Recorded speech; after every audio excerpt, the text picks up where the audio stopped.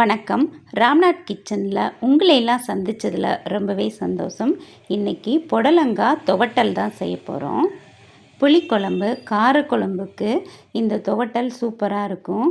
Summer சீசனில் தண்ணிக்காய் நம்ம சேர்த்துக்கிட்டோம்னா உடம்புக்கு ரொம்பவே நல்லது. இப்போ வாங்க எப்படி செய்கிறதுன்னு பார்க்கலாம். அதுக்கு ஒரு புடலங்காய் எடுத்துகிட்டு நல்லா கழுவிட்டு கட் பண்ணி அதை அப்படியே ஓரமாக இருக்கட்டும். ஒரு கடாயில் எண்ணெய் ஊற்றி கடுகுளுந்து ஜீரகம் சேர்த்துருக்கேன். வெடித்ததுக்கப்புறமா உரப்புக்கு ஏற்ற மாதிரி வரமிளகாய் 2 சேர்த்துட்டு ஒரு பெரிய வெங்காயம் குட்டியாக கட் பண்ணி அதையும் சேர்த்துட்டு ஒரு வதக்கிட்டு நாம் கழுவி வச்சுருந்தோம்ல புடலங்காய் அதையும் நான் அந்த பாத்திரத்தில் சேர்த்துட்டு கலந்து கொடுத்துட்றேன். இப்போது தேவையான அளவு உப்பு, கொஞ்சமாக தண்ணி சேர்த்து காய் வேகட்டும். வெந்ததுக்கப்புறம் பார்க்கலாம். நல்லா கலந்து கொடுத்துடணும். உப்பு தண்ணி எல்லாமே மிக்ஸ் ஆகி வெந்து தண்ணி சுத்தமாக இருக்கக்கூடாது. இல்லை பாருங்கள், இப்படி கிளறுனா இல்லை அடியில்.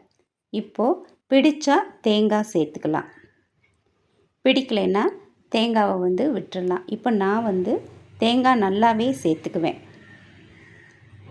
குட் கொலஸ்ட்ரால் அப்படிங்கிறதுனால தேங்காய் தாராளமாகவே சேர்த்துக்கலாம். நல்லா கலந்து கொடுத்துட்டேன். அந்த காய், உப்பு, வெங்காயம் எல்லாம் சேர்த்துட்டு இப்போ நான் இதை கொஞ்சம் எடுத்துக்கிறேன். ஏன்னா நான் முட்டை ஆம்லேட் போடணும். அதுக்காக நான் கொஞ்சம் எடுத்துட்டு அதுக்கப்புறம் தான் பருப்பு சேர்க்க போகிறோம்.